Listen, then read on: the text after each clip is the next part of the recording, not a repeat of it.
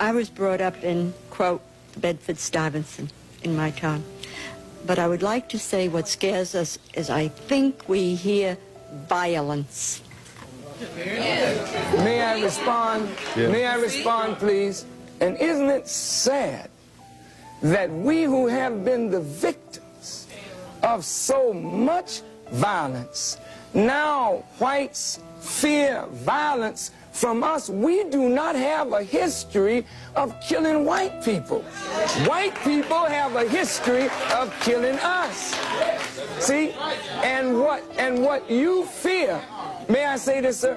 What you fear, and it's a deep guilt thing, that white folks suffer. You are afraid that if we ever come to power, we will do to you and your fathers what you and your people have done to us. And I think you are judging us by the state of your own mind, and that is not necessarily the mind of black people. Time for the truth has come. We, white people, can never apologize to the different ethnic, racial groups of people that we have systematically kidnapped, tortured, raped, and caused to be non-existent today. For the most part, we continue to do the same, as it's in our nature to exploit others for our own selfish benefit. We've created a forward base in what we call the Middle East, which is actually Africa, solely for the purpose of our neo-colonial expansion. We are so good at what we do that right in plain view of the entire world, we are euthanizing Palestinians without regard for age or gender.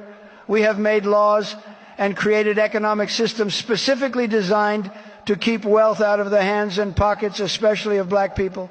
We've brainwashed black people for the most part, after putting them through the worst human suffering imaginable, robbing him of his birthright, his dignity, his culture, his knowledge of self and God. But don't ask stupid questions. Okay, but then... What have the British to do with Zimbabwe? Who are you? You bloody idiots. Contrary to our values, norms, traditions, and beliefs, we are not gays. So, Blair, keep your England and let me keep my Zimbabwe. A new message. No, Tony Blair, why is he concerned about Zimbabwe? It's a serious matter here. Brown, Blair, Bush. They say they are just blooming fools. Never being honest. Dishonesty, hypocrisy, that's the order of the day.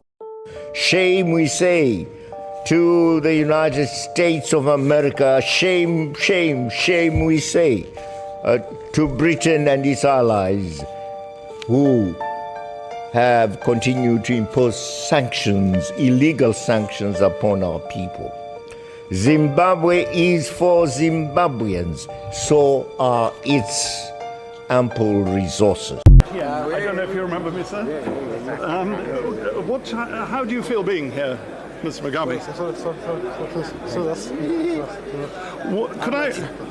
May I just ask you one question, sir? On what basis do you now regard yourself as President of Zimbabwe? On the same basis as Mr. Brown regards himself as Prime Minister of Zimbabwe. Precisely on that basis. You don't want you don't want your security man here to beat me up in front of you, I'm sure. Yeah, but don't ask stupid questions. Okay, but then, sir, say what you would like to say, sir. Please.